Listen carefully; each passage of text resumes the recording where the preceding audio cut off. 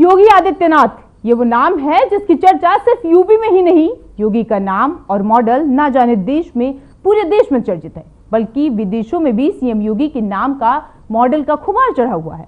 तभी तो पड़ोसी देशों सहित अन्य देश में भी जहां पर भी दंगा और दंगाई सिर चढ़कर बोलने लगते हैं, वहां या तो जनता यूपी के मुखिया की डिमांड करती है या फिर सरकार को योगी मॉडल लागू करने के लिए कहती है।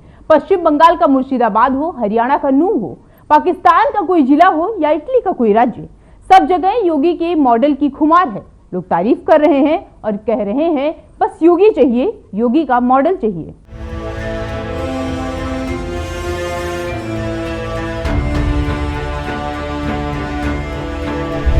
लंबे हंगामे और विरोध के बाद इटली की सीनेट ने बीते दिन एक विवादास्पद विधेयक को मंजूरी दे दी गई। इस विधेयक के लागू होने से देश में होने वाले प्रदर्शनों पर नकेल कसी जाएगी और कानून प्रवर्तन के लिए कानूनी सुरक्षा का विस्तार होगा।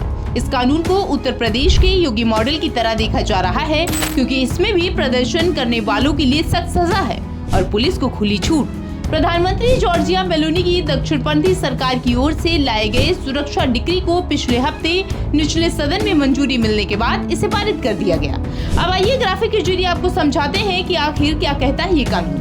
दरअसल क्या कहता है ये कानून, तो आपको बता दें कि संपत्ति को नुकसान पहुंचाने वालों के लिए सख्त सजा है, तोड़फोड़ करने वालों के लिए भी सजा है। इटली के पीएम ने इसे एक निर्णायक कदम कहा। उन्होंने कहा, सीनेट में सुरक्षा डिक्री को आखिरी मंजूरी मिलने के साथ ही सरकार ने नागरिकों, सबसे कमजोर समूहों और वर्दीधारी पुरुषों और महिलाओं की सुरक्षा को मजबूत करने के लिए एक निर्णायक कदम उठाया।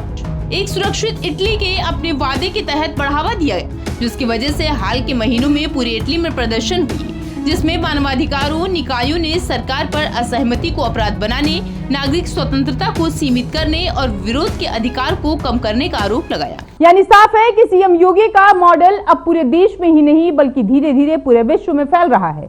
किसी अपराधी को सबक सिखाना हो, गुंडों को सुधारना हो, माफियाओं के घर पर बुलडोजर चलवाना हो या फिर विरोधियों को कैसे साधना है, योगी का मॉडल इन सब में महारत हासिल कर रहा है।